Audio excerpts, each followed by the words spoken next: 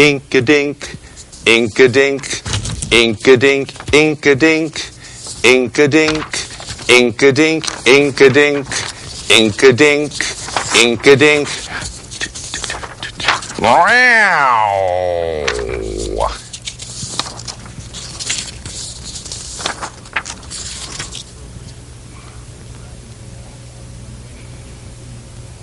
Welcome to Basil BuddhaCat Presents. My name is David Stevenson. I'll be Basil's co-host in the show. We have with us, of course, Basil BuddhaCat. And we've got a second show. We're very fortunate to have a second visit, a second visit from Michele Bachmann, who was with us in a show that we just finished taping, and we'll put out from our friends on Comcast Cable Channel 23 in Danbury, Connecticut, which is right next door to Basil's hometown of Bethel. Now, a little background about Basil, because I translate for Basil because Basil does not speak English. Basil speaks not Cantonese, but Catanese, and let me explain for Basil the reason for that. Basil has become friends with a man by the name of John Kusumi, who has been a many times guest on my show, Progressive Soup, and Basil got to know John through Facebook, and when Basil friended John, Basil began getting friend requests from a lot of folks that John knew through John's Chinese democracy movement, which he's the head of in America. And a lot of those folks that John knew and had as friends on Facebook had Chinese characters for names. So we can't translate their names. We had their picture, of course, along with a Chinese character, but Basil became very fluent in not Cantonese, but Basil's got his own special version called Catanese, and that's the language he speaks. For the audience, I'm going to translate whenever Basil adds something into the conversation, and I'm also going to perhaps have to help out Michele Bachmann because we've got a very sketchy connection with her. She's back home in Minnesota. She's chosen to leave the campaign for president on the Republican Party side. Her showing in Iowa was not spectacular. She ended up with 5% of the vote.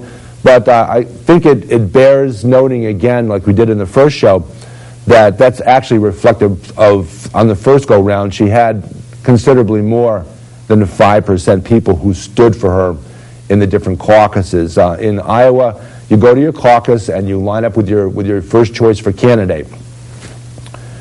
Now, if your candidate in that caucus does not get 15% is the threshold for each caucus.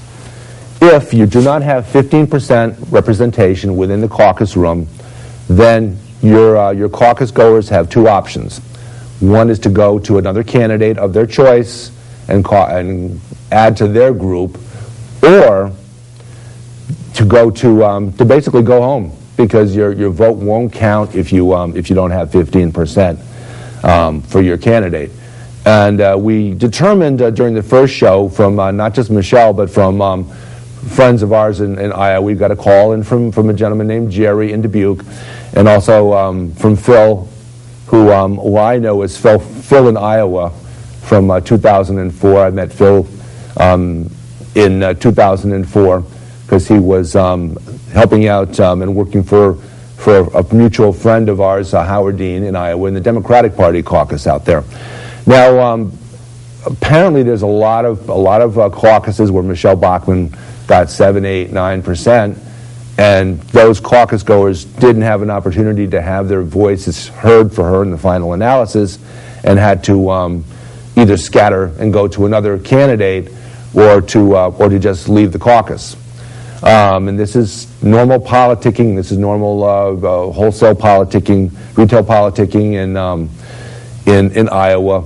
And you have folks from the campaigns that get 15% in an individual caucus have an opportunity to go make their case to the folks who are there for candidates who get less than 15%. And of course, in many cases, that was Michele Bachmann. In many cases, Rick Perry received under the threshold of 15%. By dint of the fact that Newt Gingrich ended up with 14% of the vote overall, we know intuitively that there are a a lot of folks, a lot of caucuses in different precincts where Newt Gingrich did not get 15%. And in that particular caucus, they had to either gravitate toward their second choice candidate or gravitate toward, or go home. Now, Michele, and I'll get Jerry and I'll get Phil back on the phone also to talk about this a little bit. But do you have any idea where caucus goers for Newt Gingrich went in precincts where they didn't have 15%, where they didn't meet that 15% threshold? I'm going to get Michele back on the phone.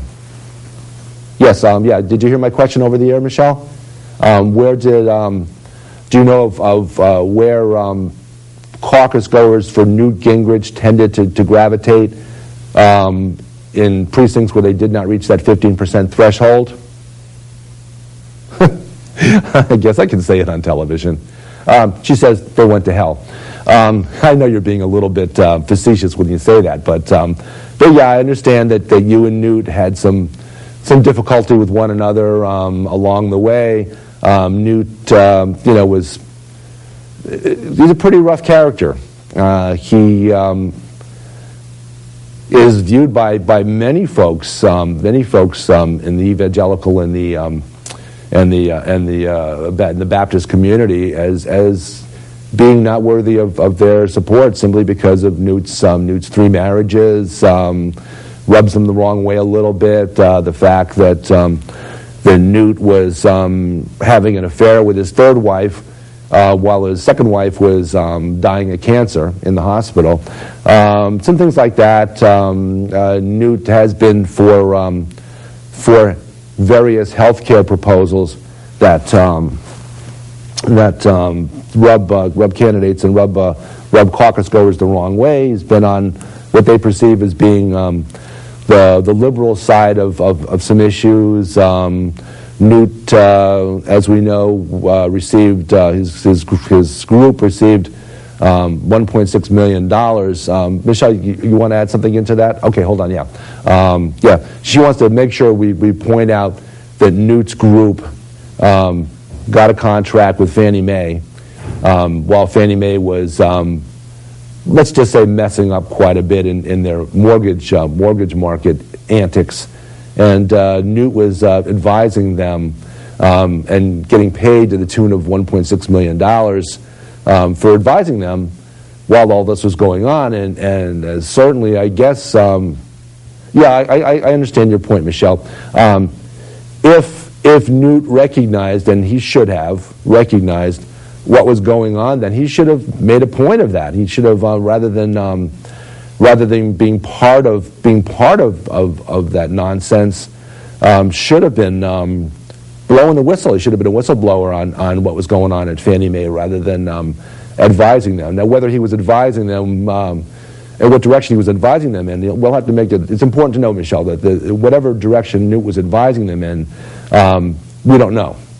We don't know whether he was on the inside complaining about some of the stuff that was going on. But certainly, if he had blown the whistle on it, it's safe to say that he and his group that was being paid $1.6 million had blown the whistle on what was happening. They probably would have been fired from their consulting position. Yeah, I think that's safe to say. Okay, Basil, do you want to add something? Okay. Basil's at a loss for words, but what he is going to throw in is what's become his standard tagline. One of his standard taglines, when he blogs on the Washington Post, blogs on a lot of articles there. You can find him if you Google Basil BuddhaCat Washington Post. You can get quite a bit of his opinings, as well as on his Facebook page, Basil BuddhaCat, because Basil has a Facebook page, and Basil also blogs on a couple little what he calls right-wing conservative rags on the internet. One is Newsmax, which is a fairly well-known one, and one lesser-known one called Conservative Bite, and that's B-Y-T-E. So Basil has some things to say on there too. He goes in there not as a malicious troll or malicious lurker to discredit folks, but just to add his voice in and add some corrections to some of the things that are said, because I'll add that too, Basil. Basil notes that that he thinks of those particular sites, Conservative Byte and Newsmax, as being basically an echo chamber, in the sense that he says one person will make an outrageous remark about President Obama, and then the next 5 or 6 posts will be basically, yeah, me too, I agree, yep, what you said is right, yep.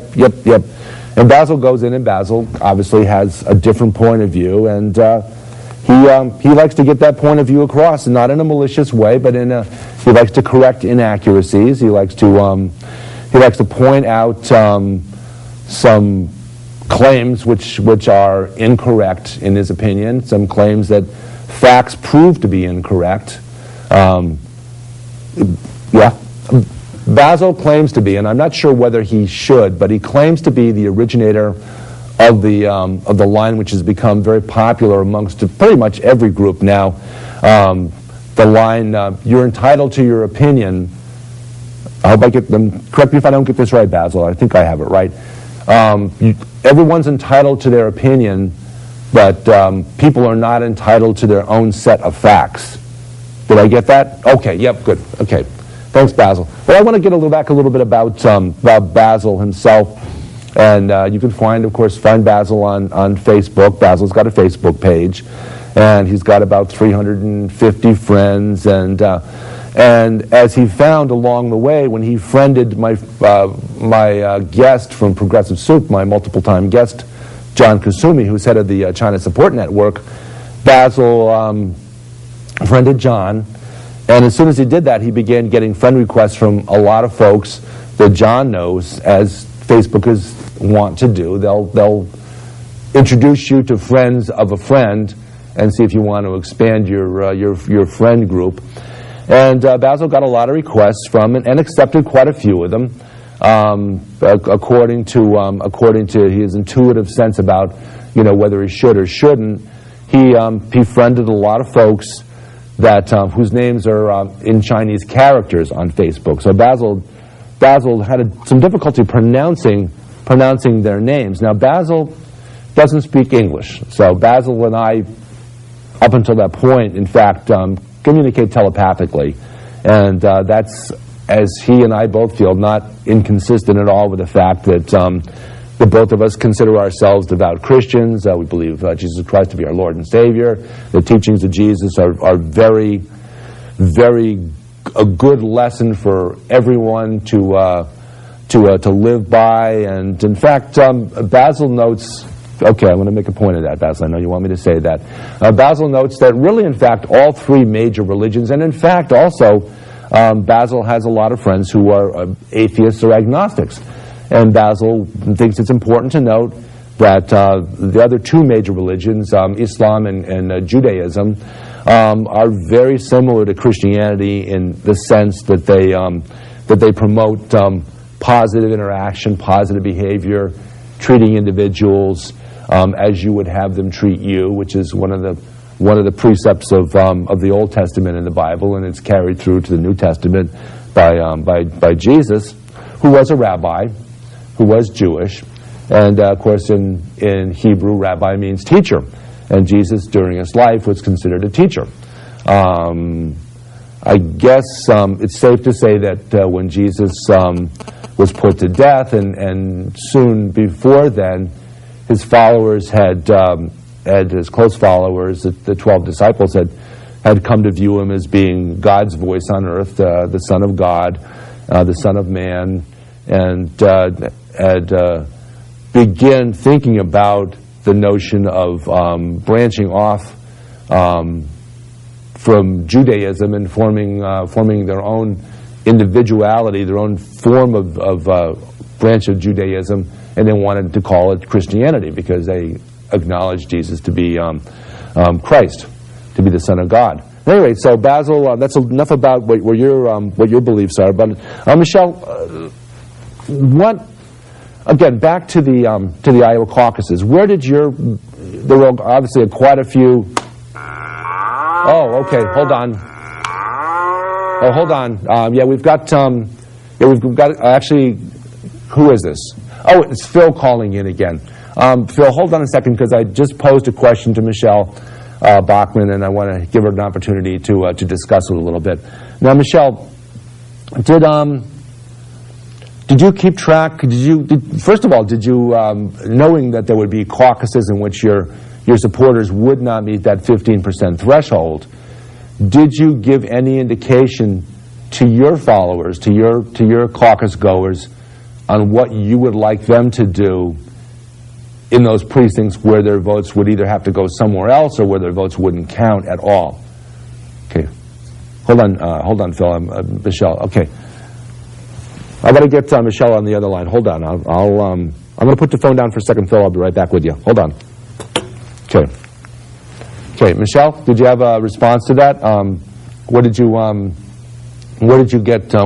Did you advise your caucus goers to go somewhere else? No, don't fall down on the job, please. It's not a tough question.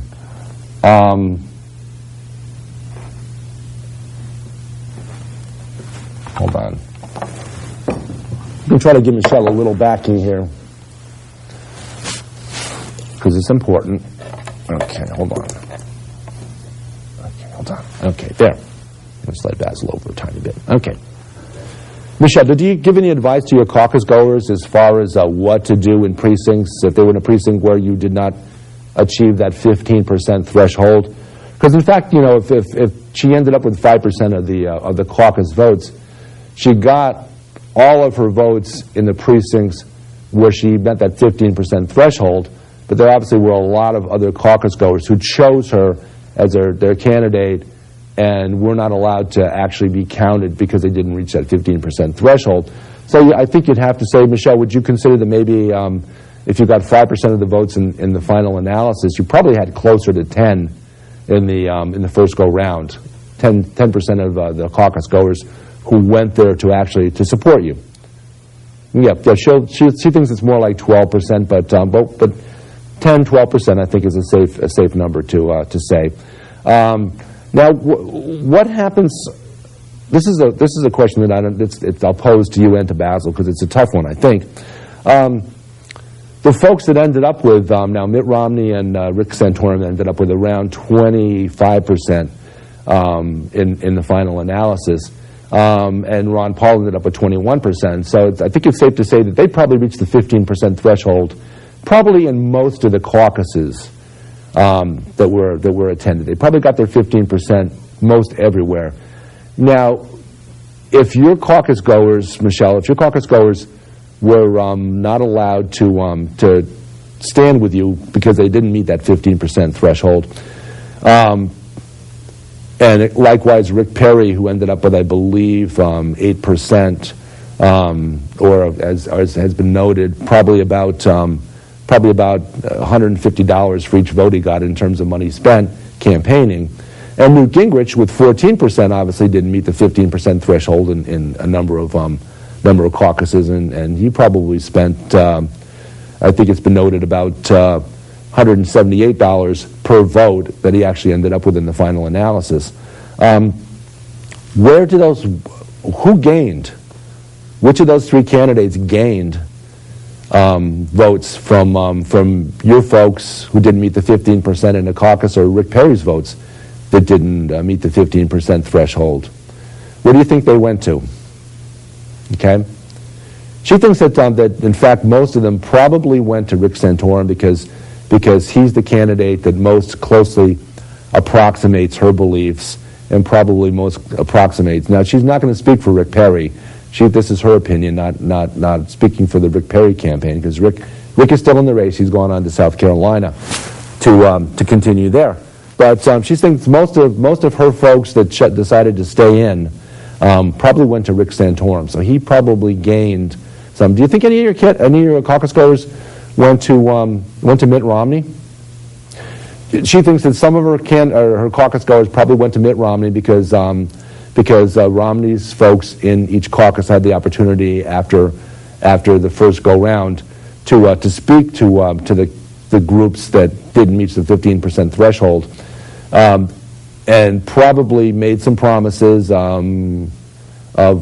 potentially, I guess, maybe possibly jobs, or made some promises to try to sway them. And she thinks that Mitt Romney probably also got some, not a lot, but some of her caucus goers, simply by the fact that they had things promised to them by the folks from the Romney group. Do you think that Ron Paul got any of your folks?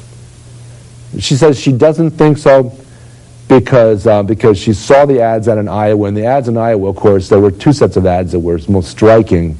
One set of ads went to the point of Newt Gingrich's fallibility, and those ads were put out not by Mitt Romney's campaign, but by a super PAC, which was controlled by close friends of Mitt Romney, and that's where those ads went to take care of Gingrich, after they had taken care of Rick Perry earlier on. Gingrich was the next perceived counterpart, the next perceived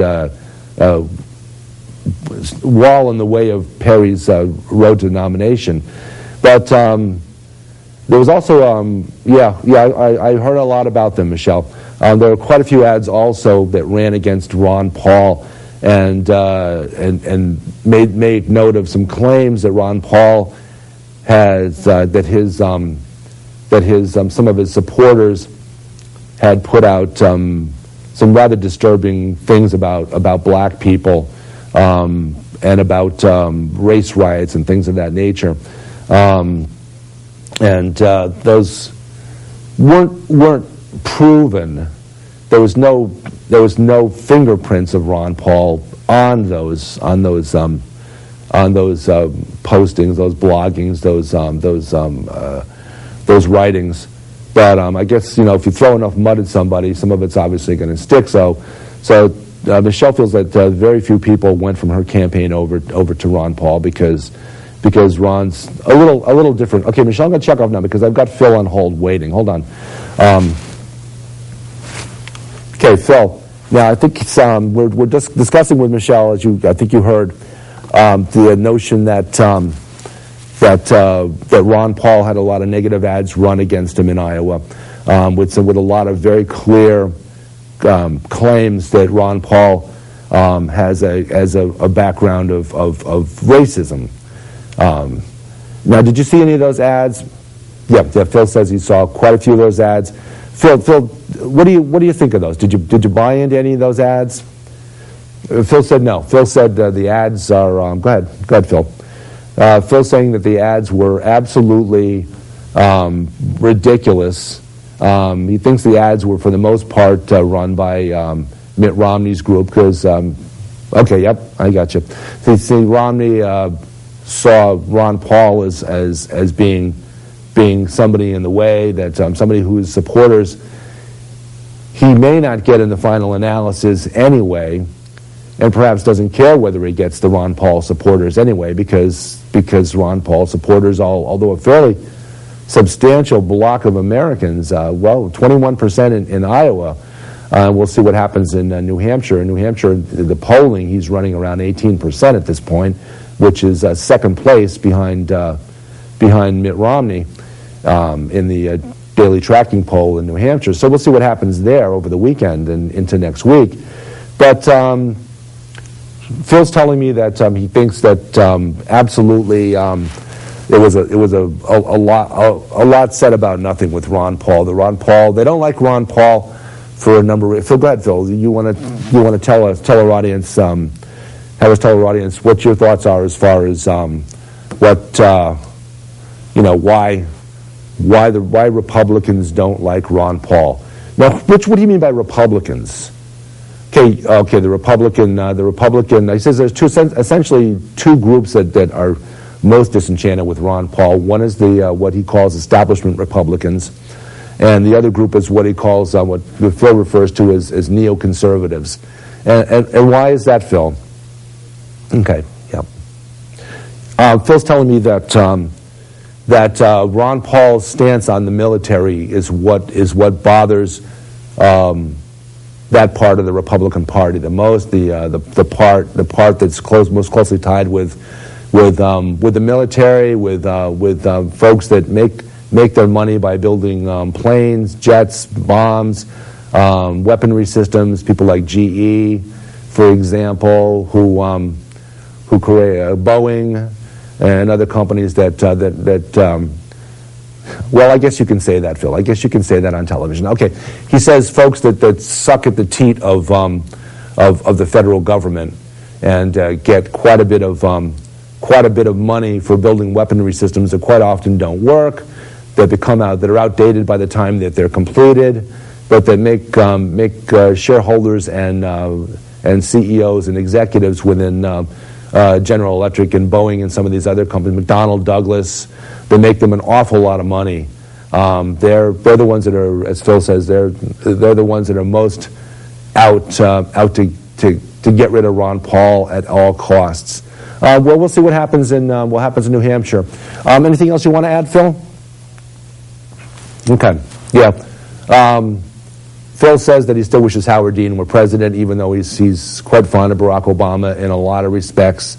But there's some things, obviously, he says that well, Phil, is it safe to say, is it reasonable to say that number one, that Obama has some folks on the right that dislike him intensely and basically go against everything that if whatever the president says, they dislike because the president said it.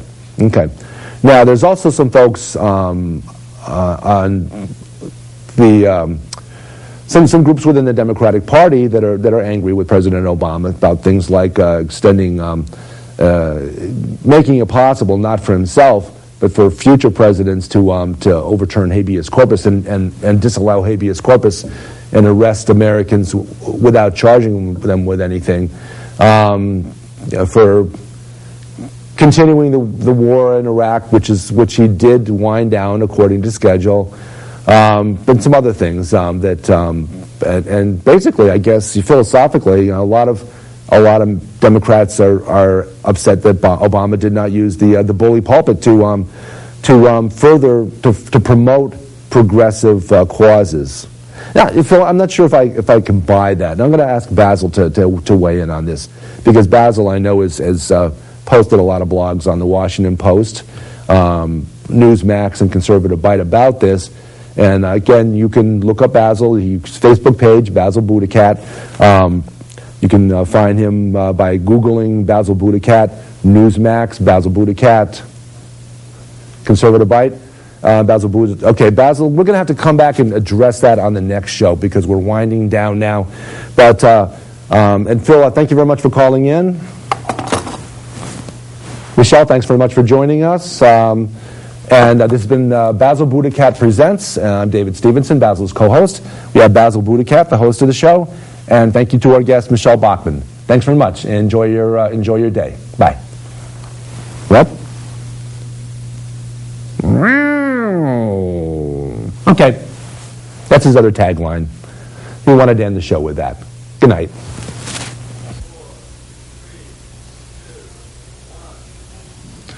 They say they'd rob your grandma blind on Wall Street, on Wall Street. Fritter her away her Medicare on Wall Street. And Pharma Oil and their pet fox don't care if she lives in a box, so long as they wear platinum jocks on Wall Street, on Wall Street. Meow.